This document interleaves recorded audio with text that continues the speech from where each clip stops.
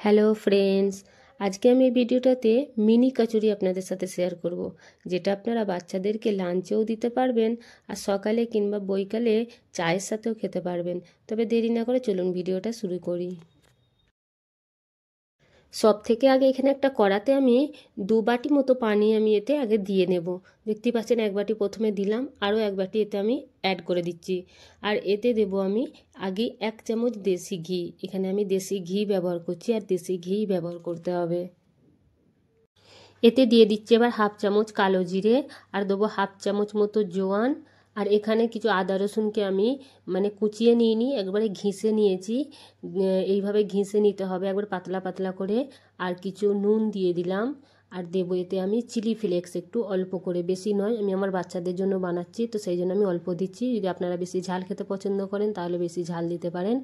আর এতে দিয়ে দেবো একদম ঘিষে, একদম বারিক পাতলা পাতলা একদম ঘিষে নিয়েছি মূলো দিতে হবে। মূলো দিয়েই তৈরি হবে আমাদের এই মিনি কচুরি।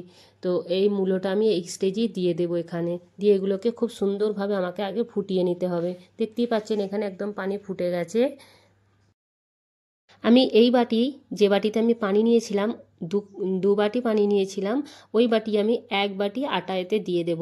আটাগুলো দিয়ে খুব সুন্দর করে নাড়তে হবে। আর এদিকে ধ্যান দিতে হবে আমাদের চুলোর আঁচ যেন একদম স্লো আঁচে থাকে, নাহলে পুড়ে যাবে আর কিংবা ডেলা ডেলা বেনে যাবে। তো সেই জন্য আস্তে আস্তে একদম ধিমে আঁচে দিয়ে আমাদেরকে এগুলোকে খুব সুন্দর করে নেড়ে নিতে হবে। প্রথমে একটু একটু লুজ পাড়া লাগবে, কিন্তু দেখুন তারপরে এইভাবে টেনে যাবে। এইগুলোকে সঙ্গে সঙ্গে গরম গরম কিছুক্ষণ 2 মিনিটের জন্য এইভাবে ঢাকা দিয়ে আমাদেরকে আগে রেখে দিতে হবে। আমি 2 মিনিট পরে একটা পাত্রতে এগুলো তুলে নিয়েছি আর এতে আমি একটু রিফাইন তেল দিয়ে নিলাম।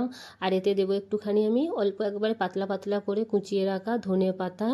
আর দেবো কিছু মশলাতে অ্যাড করব, যেমন দেবো 1/2 চামচ মতো, 1/2 চামচের থেকে একটু কম দিচ্ছি হলুদ গুঁড়ো, জিরে গুঁড়ো দেবো আর একটু দেবো কাশ্মীরি লঙ্কা গুঁড়ো।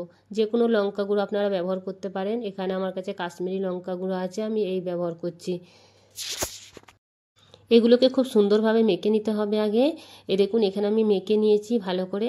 এভাবে মেখে নিতে হবে হাতে একটু তেল দিয়ে। এবার ছোট ছোট কচুরির শেপ দেবো গোল গোল করে। হাতে যদি না তেল দেওয়া হয় আমাদের হাতে ধরে যাবে, চিপকে যাবে, আর সেই জন্য একটু হাতে আগে তেল দিয়ে নেওয়া দরকার। তো এইভাবে গোল গোল করে আমরা ছোট ছোট মিনি কচুরির শেপ দিয়ে নেব। দেখুন ছোট ছোট কচুরির মতো হয়ে যাচ্ছে। এইভাবে একটু চাপ দিলেই গোল গোল হয়ে যাবে। দেখতে পাচ্ছেন যেমন ধারা আপনাদের ইচ্ছা সেরকম শেপ নিয়ে আসতে পারেন। তো এরকম করে তৈরি করে নেব।